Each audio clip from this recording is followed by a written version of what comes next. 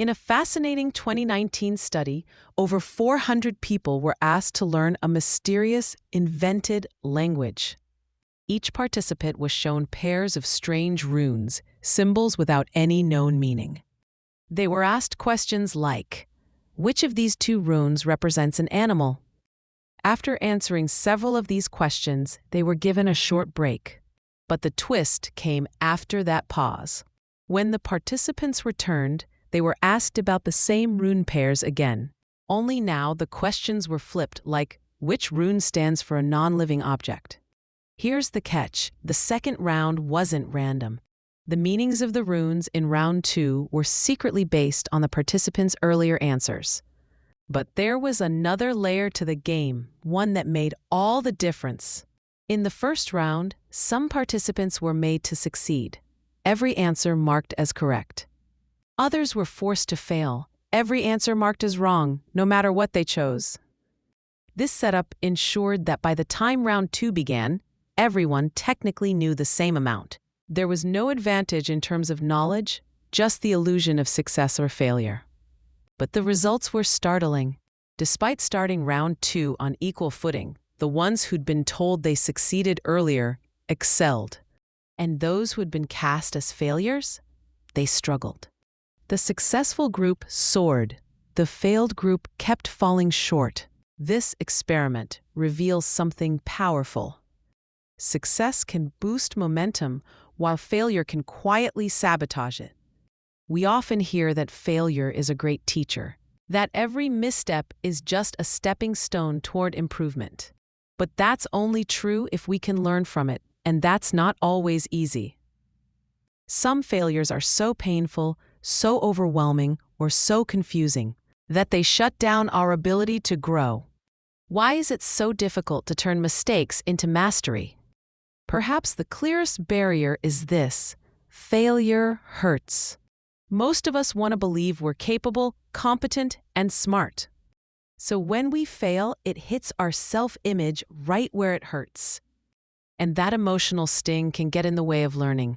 In a follow-up survey to the rune study, participants who were forced to fail reported something important. They felt significantly less confident in themselves after the experience.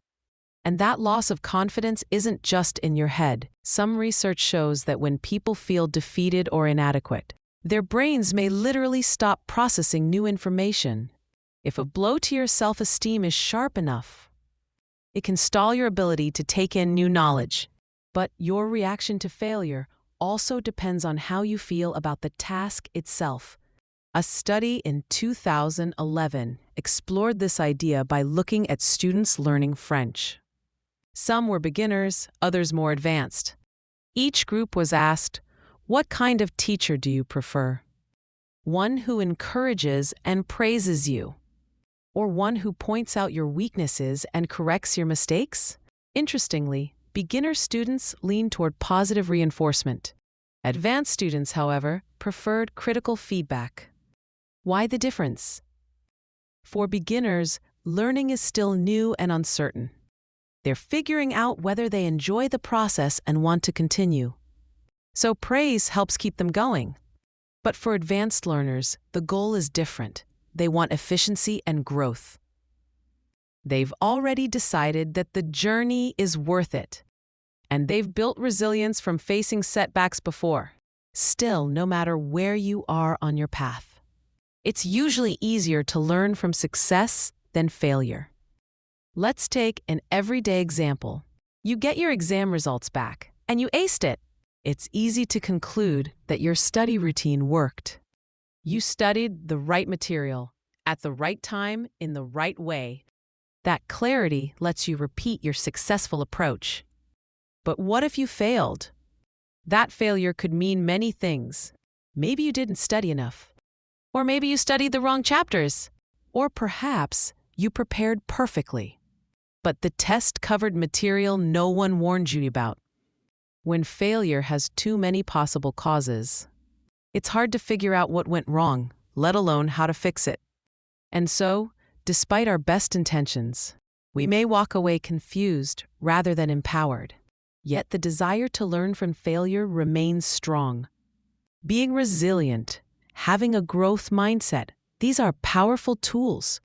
But focusing too much on your failures can blur your vision. You might forget the things you've done right. Sometimes the key to growth isn't fixing every flaw. It's doubling down on what already works.